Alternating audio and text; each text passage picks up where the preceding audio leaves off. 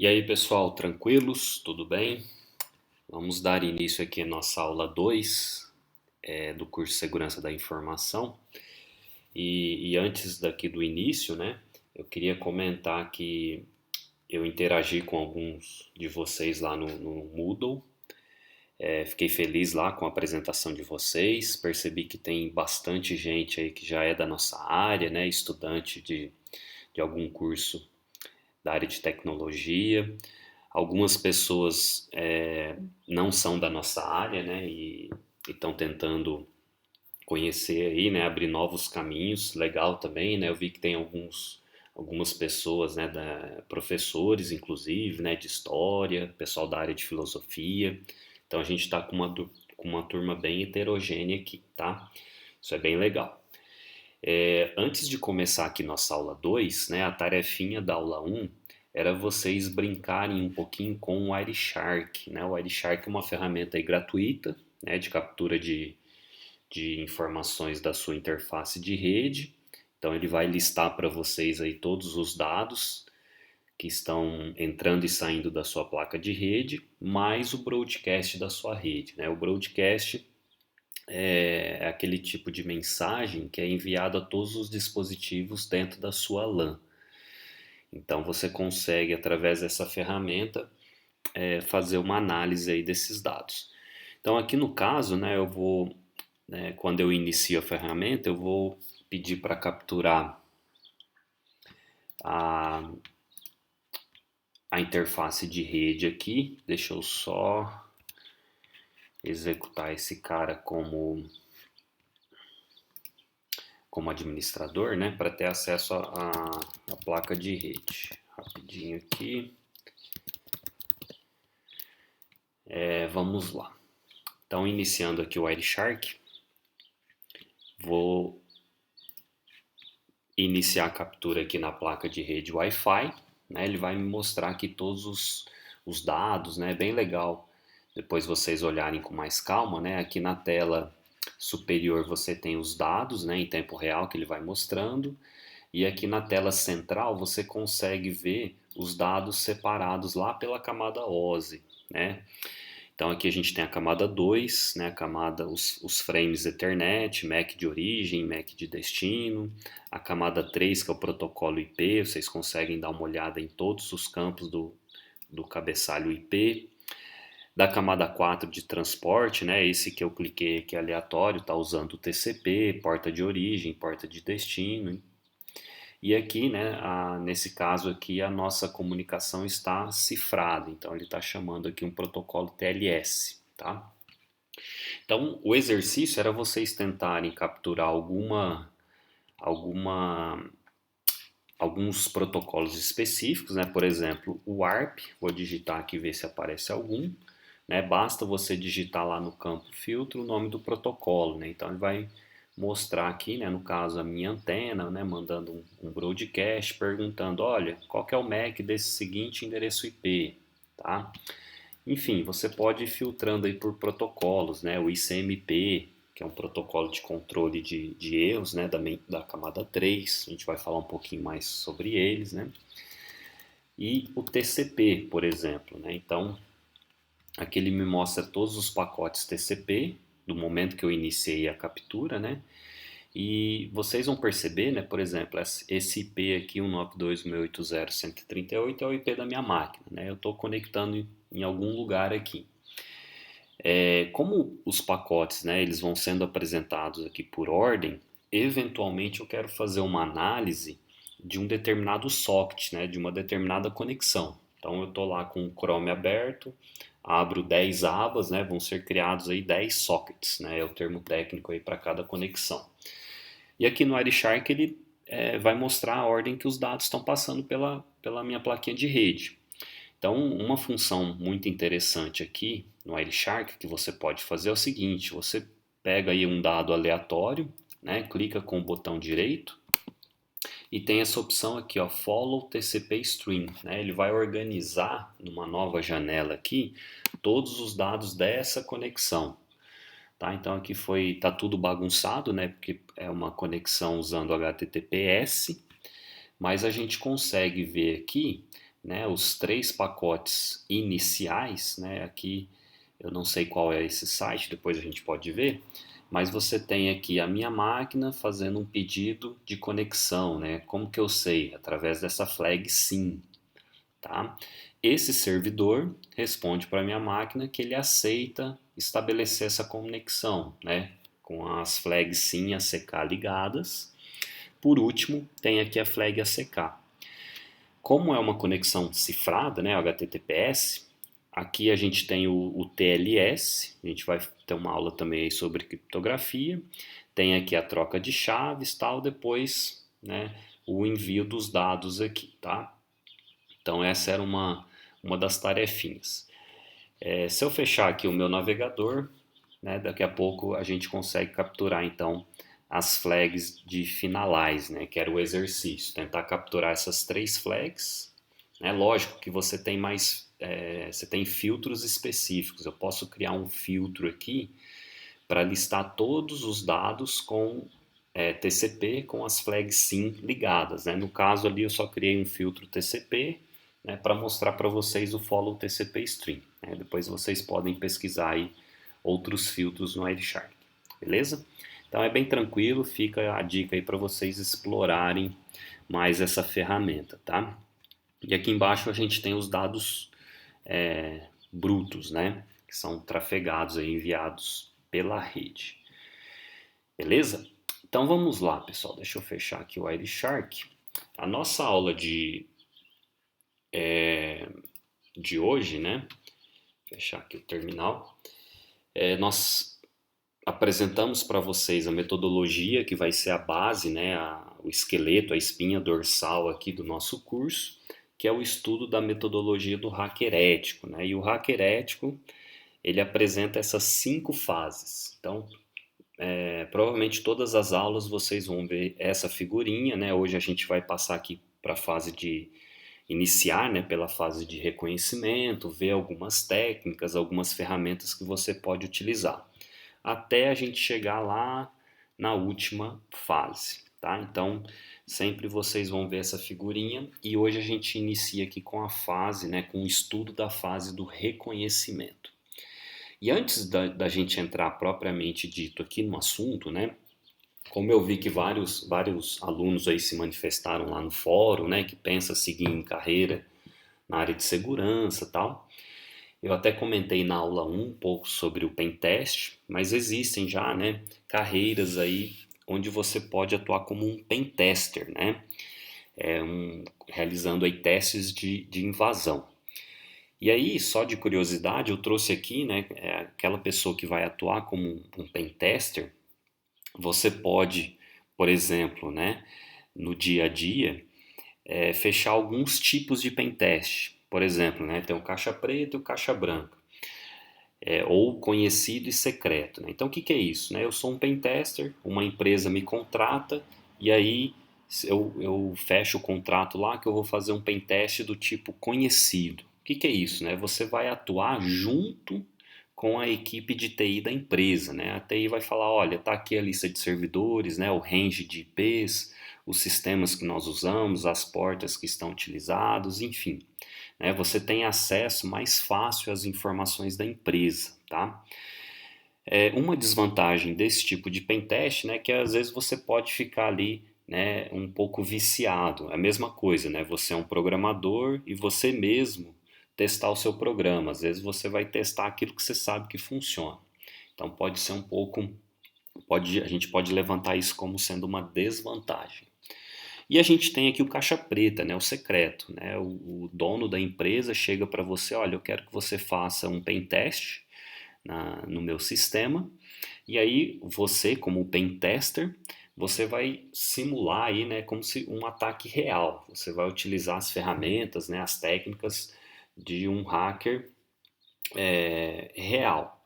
Então, nesse tipo de situação, você pode ali pegar o pessoal de TI, da TI, né, de surpresa, né, ou não, dependendo da configuração lá do Firewall, né, do IDS, enfim. Você acaba sendo também um teste para o time de segurança da, da sua empresa, né? Da sua não, da empresa que você está testando.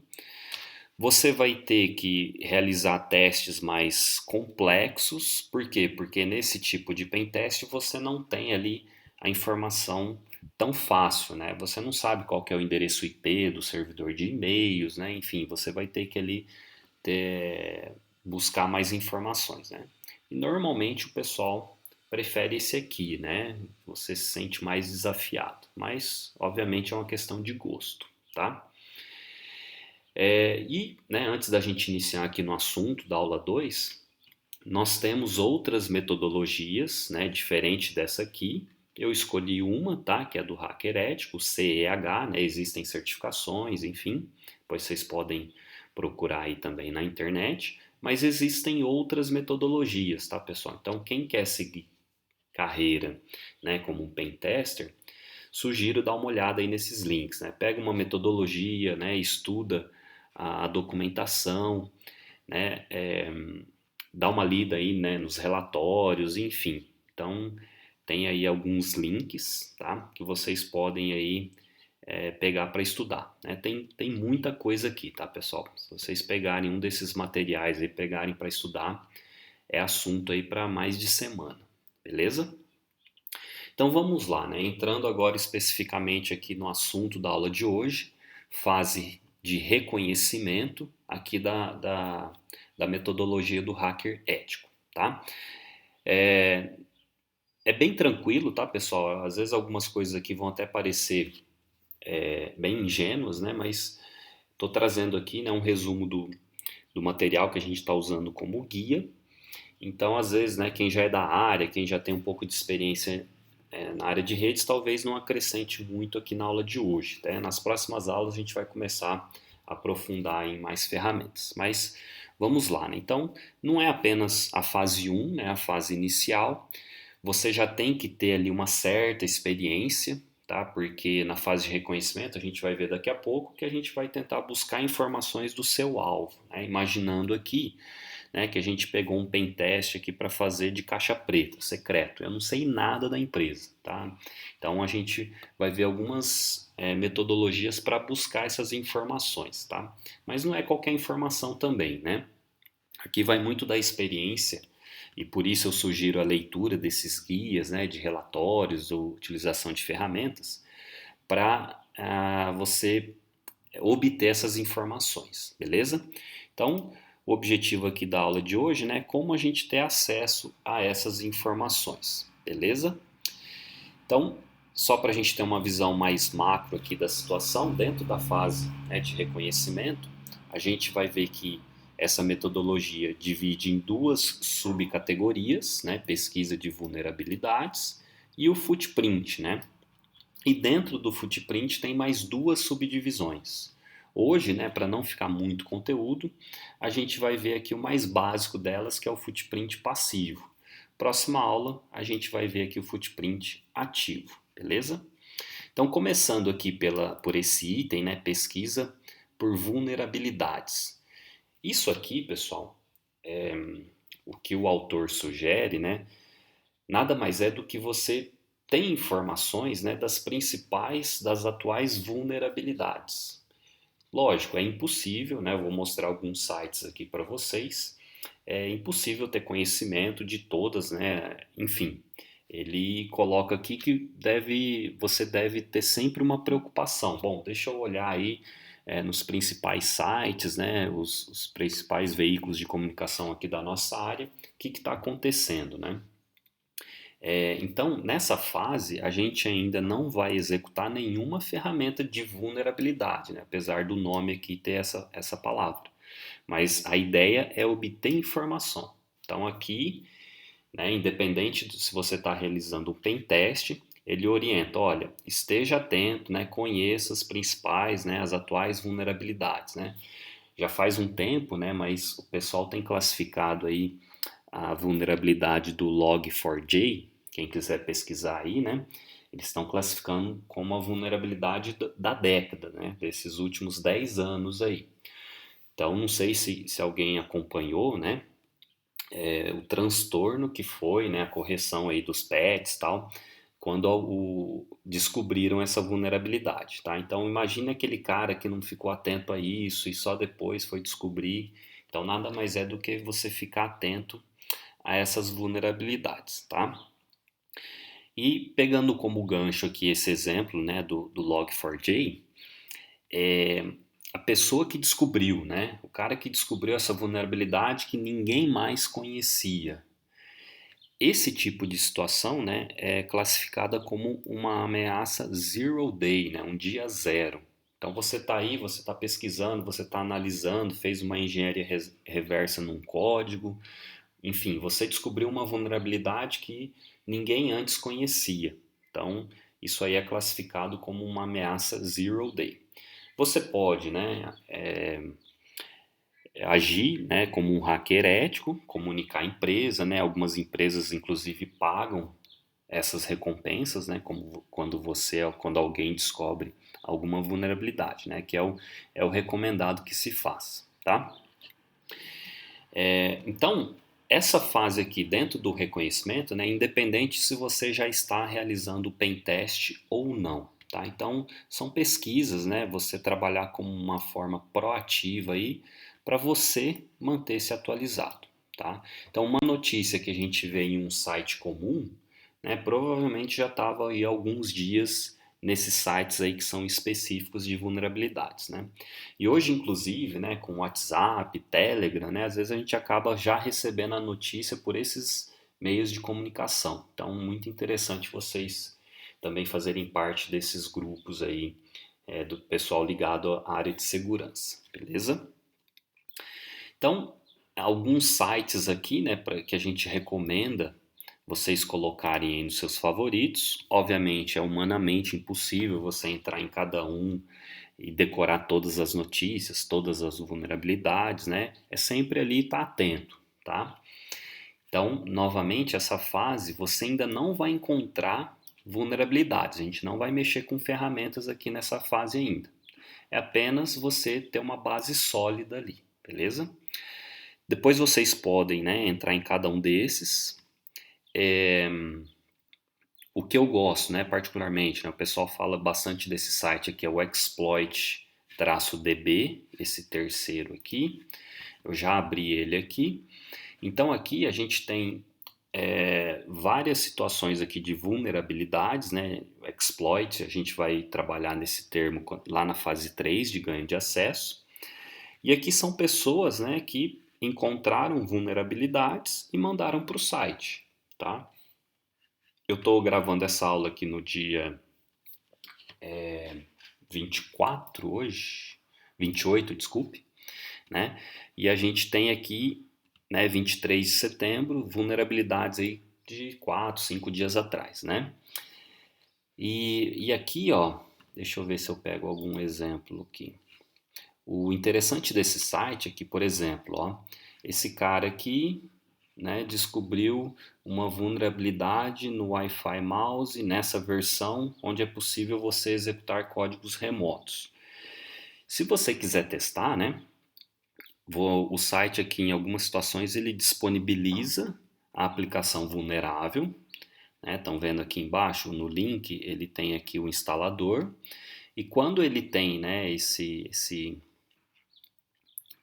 checklist verde aqui, né, quer dizer que o site, né, o time de analista lá testou e viu que a aplicação realmente está vulnerável, tá? Então o pessoal está meio atrasado aí para atualizar algumas, beleza? Isso é muita coisa, né? Então depois, pessoal, deem uma.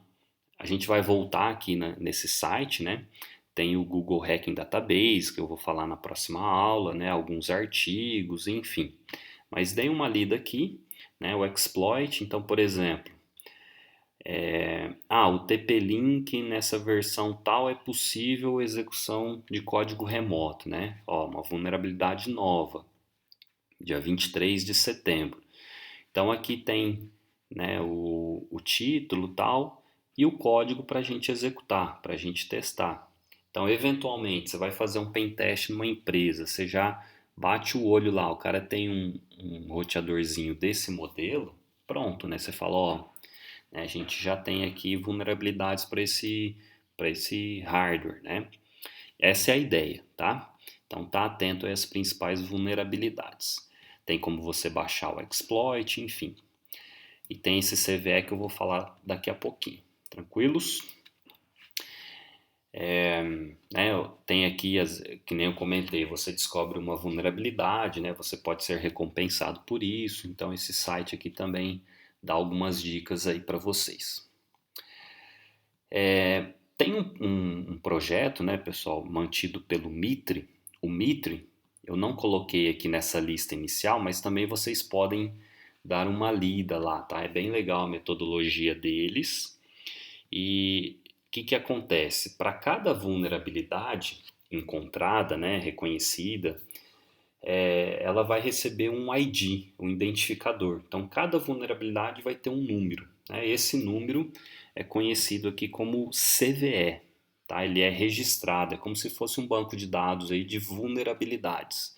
Então, é um projeto aí do governo norte-americano, né? E depois também sugiro vocês darem uma lida. Então, eventualmente, né, quando a gente chegar lá na fase de scan, a gente vai realizar o scan de um determinado sistema e tiver alguma vulnerabilidade reconhecida, essa vulnerabilidade vai vir identificada através de um número, tá? Esse número é chamado de CVE, tá? Tanto é que aqui no site, né, a gente tem aqui o CVE dela, tá? Então é um termo comum aí da parte de analista de quem trabalha com segurança, beleza? Então, a parte de pesquisa de vulnerabilidades, né, é bem tranquilo, tá, pessoal? É você tá atualizado, né, entrar ali, pega uma aplicação, testa, vê como que funciona, enfim, é bem tranquilo. E a parte de footprint, né, que o pessoal acaba caracterizando aí como a principal ferramenta dentro do reconhecimento, né? Que é esse termo aí? É onde a gente vai dar nossas primeiras pegadas, né? Então é onde a gente vai tentar obter informação do nosso alvo, né? Da empresa que a gente está realizando o pentest, né? Alvo aqui também não no sentido negativo, tá?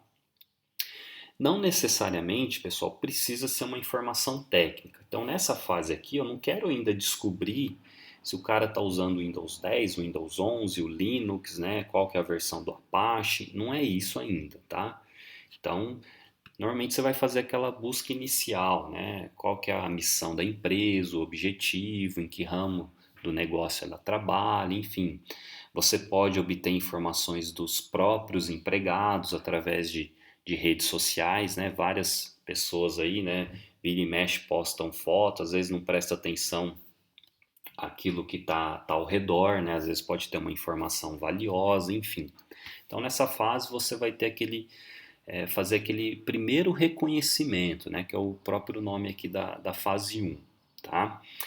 Então, se a gente for pegar a definição lá do livro, nada mais é do que o processo de obtenção de informação, tá? Nos sistemas, né, de rede, é o primeiro passo, né, para você conseguir fazer uma planta do seu alvo, né, do seu sistema. Então, você pode, nessa fase inicial, buscar informações aí o máximo que você conseguir, tá? Essas informações serão de extrema importância para as próximas fases. Então a gente vai buscar aqui, né, os endereços IPs dos servidores de e-mails, né, onde que esses caras estão hospedados, enfim.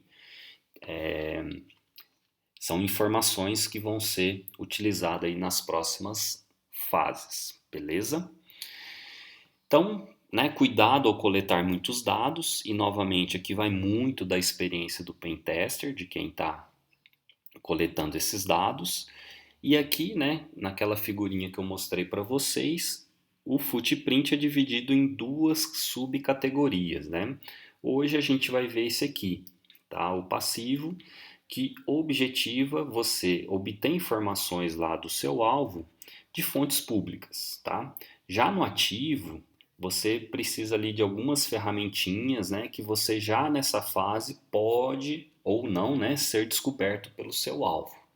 Então eu coloquei aqui onde você começa a tocar, né, mas tocar entre aspas, né, nos dispositivos para você conseguir obter alguma informação, beleza? Então nessa fase aqui, a partir do footprint ativo, depois na fase de scan, né, sempre realizarem os testes aí em ambiente controlado, tá, pessoal? Em VM própria de vocês, né? Ou pede autorização para a empresa que vocês trabalham, enfim, né? Para não ter problema aí de nenhum tipo, né? De nenhuma natureza. Então, o footprint passivo, ele é bem tranquilo, tá, pessoal? Vocês vão ver que essa aulinha aqui não tem, não vai exigir muito do pentester, tá? Você tem menos esforço em comparação com as outras fases, tá? Deixa eu beber uma água aqui. E basicamente, né, são informações que estão disponíveis aí publicamente, tá? Então, a gente vai usar aí alguns mecanismos de buscas, né? Sites em redes sociais. Então, como eu disse, né? Eu já vi assim várias pessoas tirando selfie dentro de data center, né? Se você dá um zoom ali, você consegue pegar, né, o modelo de um dispositivo, enfim.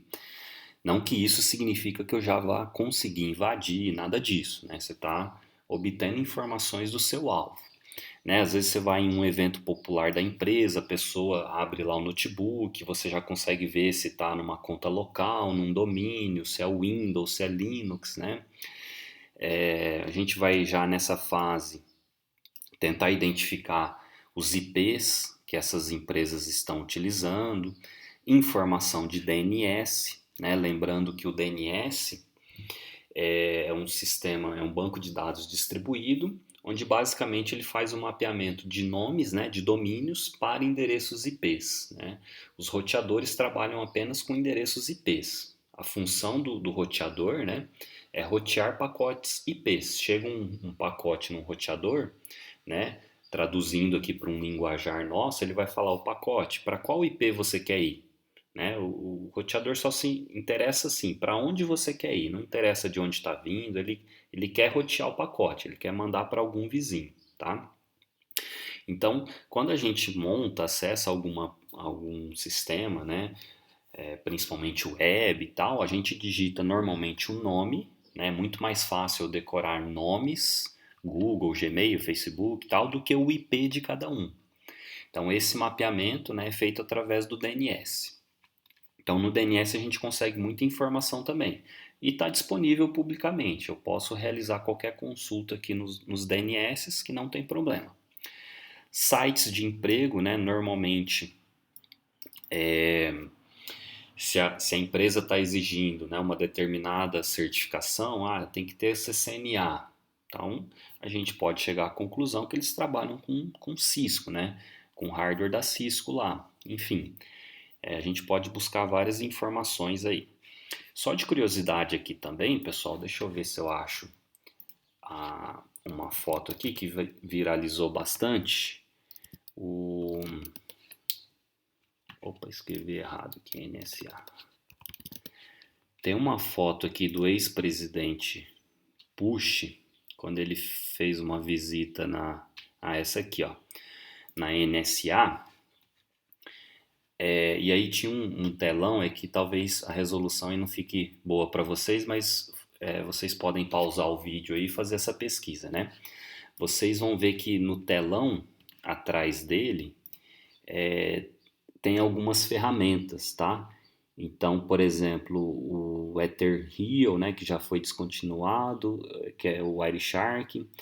A gente vai ver aqui, até para mim tá meio ruim de ver aqui, mas deve ter outras fotos com resolução melhor aí, mas tem o Metasploit, tá, que a gente vai ver, o Caim Abel, uma ferramentinha bem antiga aí, utilizada aí também para captura de senhas, o Nmap, a gente vai dar uma olhada na maioria dessas ferramentas aqui, tá, pessoal? Depois procurem aí uma foto com resolução melhor, só para ver, né, e citando um exemplo aqui do que aconteceu. Acho que o pessoal não se atentou ou deixou de propósito, né, não sei.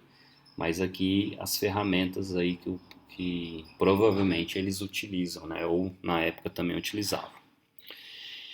É uma foto antiga essa aí, tá? Vamos voltar aqui. Então, às vezes num site ali você pode conseguir algumas informações. O que mais, pessoal, que a gente pode fazer dentro do footprint passivo, né? Eventualmente, você pode utilizar uma técnica que a gente chama de Web Mirror, né? Que é um espelhamento de site. Você pode fazer o download do site, né? Para estudar ali algumas ferramentas, né? Estudar a estrutura do site. Você vai pegar ali o conteúdo, tá? O HTML, não é o código-fonte, por exemplo, o PHP, enfim. Mas isso aqui é muito utilizado também, né?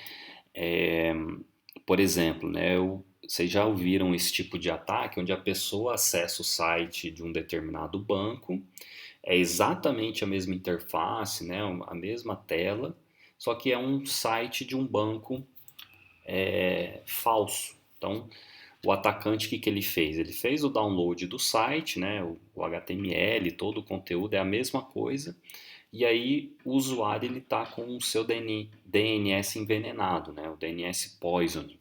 Então isso pode ser uma ferramenta interessante também para você, né, olhar com mais calma, olhar o site offline, beleza? Eu gosto desse primeiro aqui, bem tranquilo, né? Você instalou ali, aponta a URL, ele começa a fazer o download do site. Outra ferramenta, né? Lembrando que a gente está buscando informações do alvo, né? Tem o archive.org, né? Onde os crawlers aí da internet eles acabam fazendo o download do site, né? Então, por exemplo, se eu acessar o site aqui do Instituto, o IFSP aqui de São Paulo, né? Pedir para ele realizar uma busca, ele vai ter aqui snapshots, né? De, sei lá, alguns anos atrás, de como era a versão do site do Instituto. Então, aqui, ó, por exemplo, em 2009, né? Ele tirou o primeiro snapshot aqui do site, ó, se eu não pulei nenhuma data ali, ó, em 26 de setembro. Então, se eu quiser saber como era o site, né, do Instituto em 26 de setembro de 2009, né, mais de 10 anos aí já, a gente consegue obter acesso aqui, tá? Vamos ver se ele abre. Deixa eu pegar. Tá meio lento aqui. Ah, aqui tá marcado, mas ele não abriu o menu. Vamos ver se aqui ele abre, né? 26 de novembro de 2009. Aqui eu não sei porque que ele não... Enfim.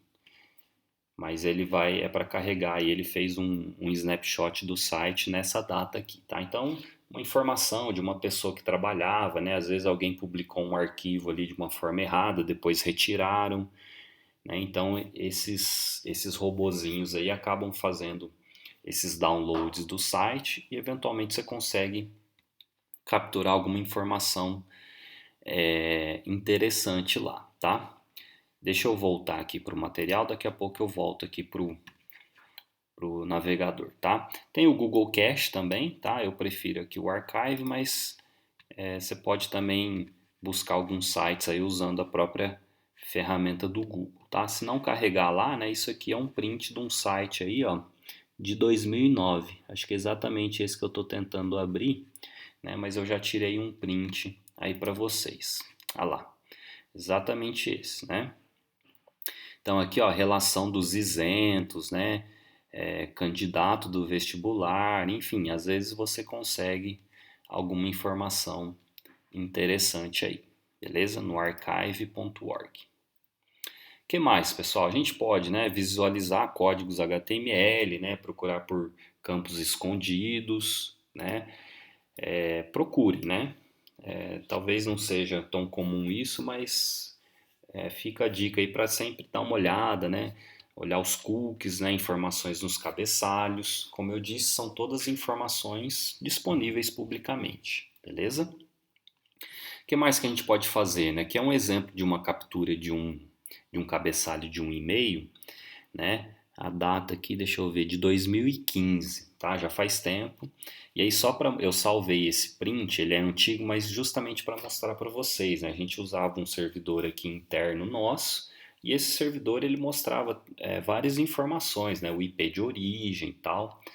Hoje, né, quem usa aí o Gmail, você vai ver que se alguém mandar um e-mail para você, você não tem acesso ao endereço IP da pessoa, né? O Gmail ele oculta essa informação, mas para quem, né, tem servidores de e-mails aí na própria empresa, deem uma analisada no cabeçalho, tá? Vê se você está mostrando, né, as informações aí dos IPs das pessoas, né, que estão mandando.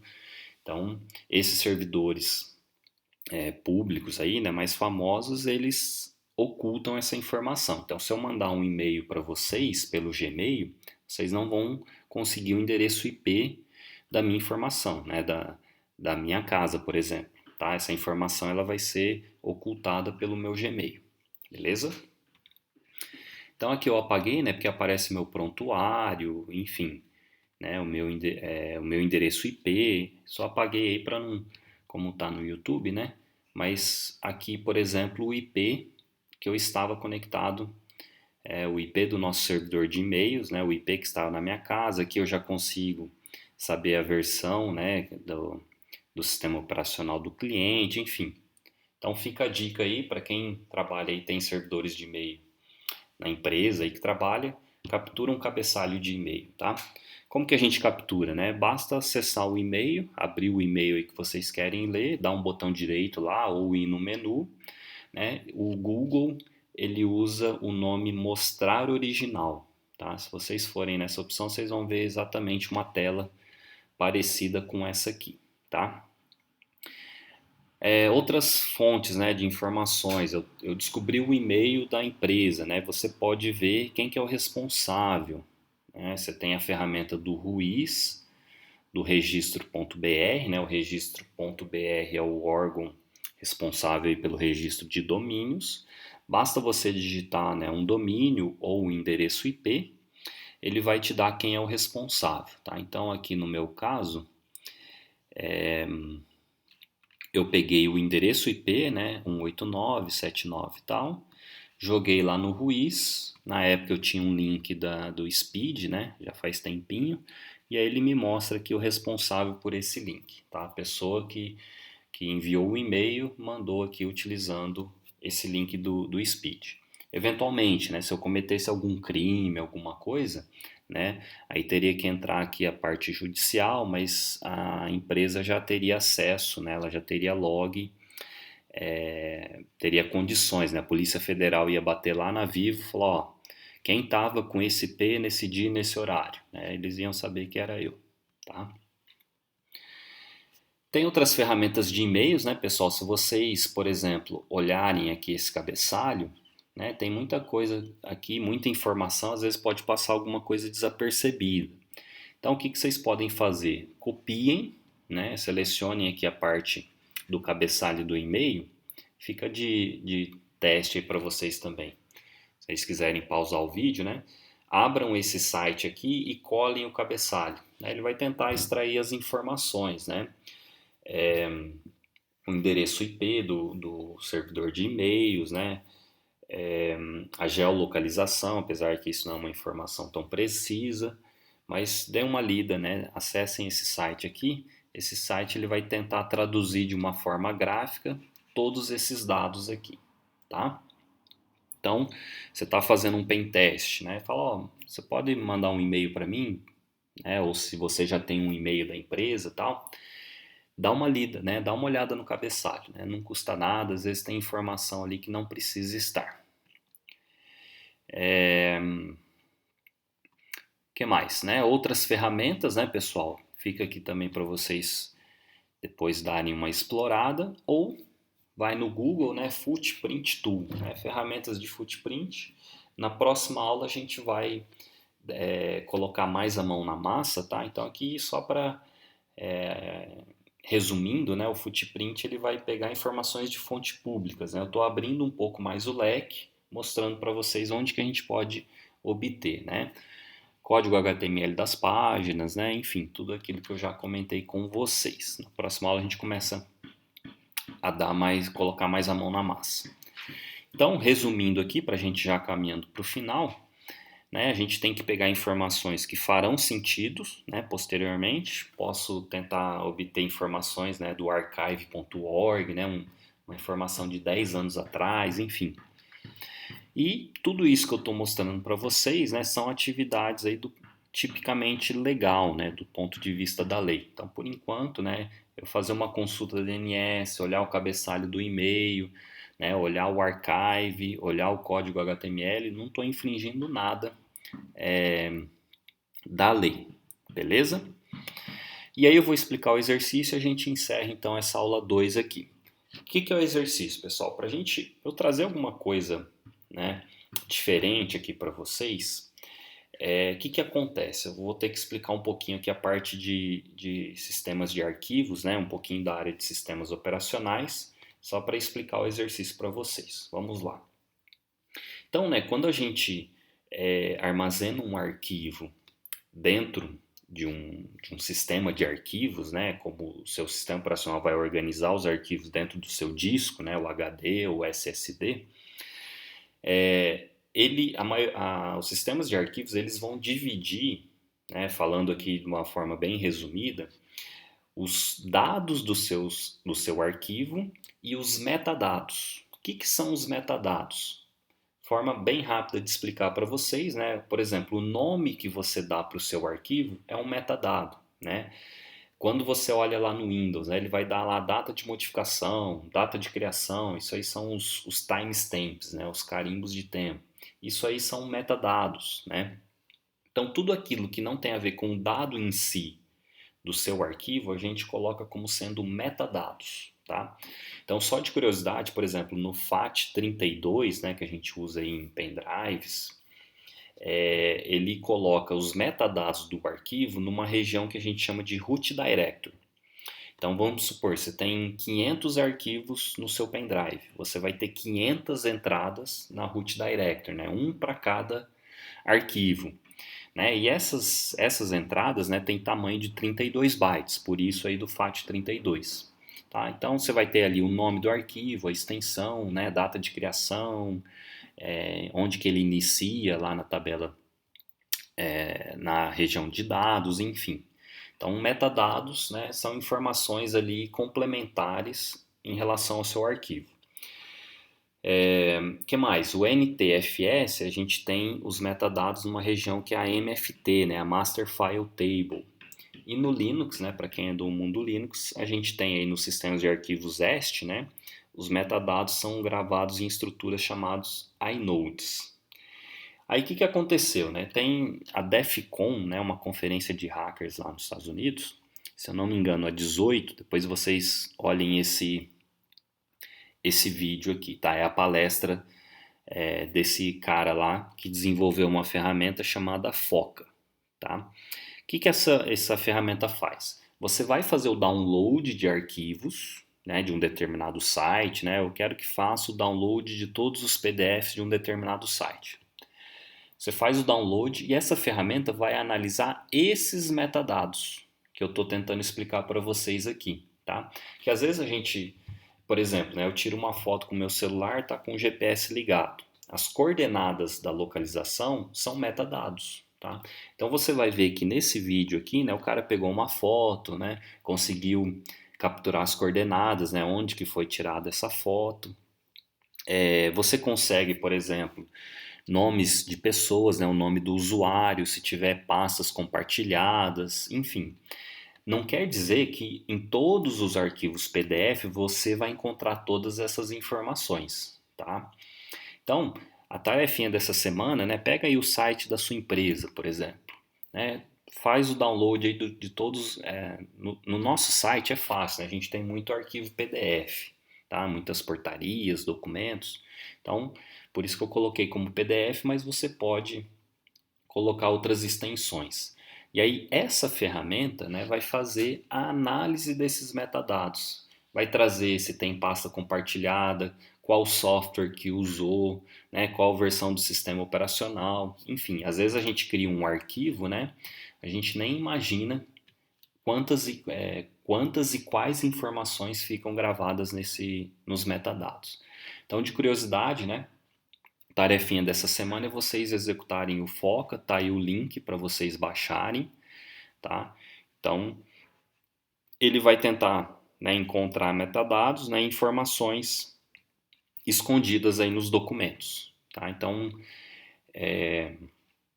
ele usa aí, né, o próprio Google, tal, os sites aí de pesquisas mais utilizados, né, para fazer essa busca, para fazer o download e depois ele entra em ação. Então isso aqui é muito utilizado, né, não essa ferramenta em si, mas na área de forense, né, tem outras ferramentas aí também de forense, né, o próprio Autopsy, outras aí que o pessoal usa, onde você consegue fazer os metadados. Algumas, né, por exemplo, fotos, né, de Facebook ou foto que você mandou pelo WhatsApp, essas próprias aplicações elas excluem os metadados, tá? Então, quem quiser pegar alguma foto, alguma coisa do próprio WhatsApp ou Facebook, não vai encontrar muita coisa, tá? Ou nada, né? Mas, por exemplo, eu gerei um PDF na minha máquina, mandei lá para o pessoal de TI, ó, sobe esse PDF por favor no site, né? Eu não tenho nem noção de, de quais informações estão nesses metadados. E só, né, de deixar vocês curiosos, né, para vocês assistirem esse vídeo aqui, esse cara, ele fez o teste no site da Casa Branca, tá? O cara ele foi mexer já com fogo logo de cara. Então fica aí para vocês verem, tentarem instalar a ferramentinha, baixa alguns PDFs aí de alguns sites ou, né, quem não quiser mexer com isso, pega próprios arquivos que vocês criaram, né, e abre pelo Foca, para vocês verem quanto de informação são escondidas aí dentro dos metadados. Beleza, pessoal? Então, a nossa aula 2 foi sobre reconhecimento, o passivo. Na próxima aula a gente começa a falar do ativo. A gente vai ver algumas ferramentas aí. A gente vai começar a pôr mais a mão na massa, beleza? Dúvidas aí sobre esse tópico, né? Sobre essa aula 2 ou sobre como utilizar o Foca, tem um fórum específico lá sobre essa aula. Beleza? É isso aí, pessoal. Um abraço aí para todos. Até mais.